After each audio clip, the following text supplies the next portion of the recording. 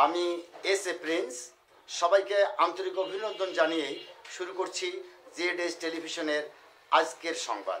বাংলাদেশ জাতীয়তাবাদী দল বিএনপির ভারপ্রাপ্ত চেয়ারম্যান তারেক রহমান কর্তৃক জাতির সামনে উপস্থাপিত রাষ্ট্র কাঠামো মেরামতের ৩১ দফার লিফলেট দেশের বিভিন্ন স্থানে বিতরণ করা হয়।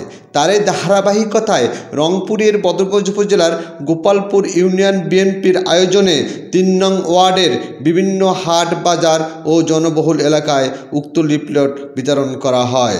এ সময় উপস্থিত ছিলেন গোপালপুর ইউনিয়ন বিএনপির উপদেষ্টা মোতালেব রহমান জমিদার, ১১ নং গোপালপুর ইউনিয়ন বিএনপির ভারপ্রাপ্ত সাধারণ সম্পাদক আমজাদ হোসেন, বদরগঞ্জ উপজেলা বিএনপির আহ্বায়ক কমিটির সদস্য এম.জে. ফিরদৌস, রংপুর জেলা স্বেচ্ছাসেবক দলের সদস্য জোবায়ের সাদ্দাম, ৩ নং ওয়ার্ডের বিএনপি নেতা সোহরাব আলী মাহফিল, ছাত্রদলের সাবেক সভাপতি রাকিবুজ্জামান নয়ন, তাঁতি দলের সাবেক সাধারণ সম্পাদক মহিদুল ইসলাম, নং ওয়ার্ড বিএনপি নেতা মাসুদ রানা, সদস্য মকসুদুল হক সহ অন্যান্য নেতৃবৃন্দ।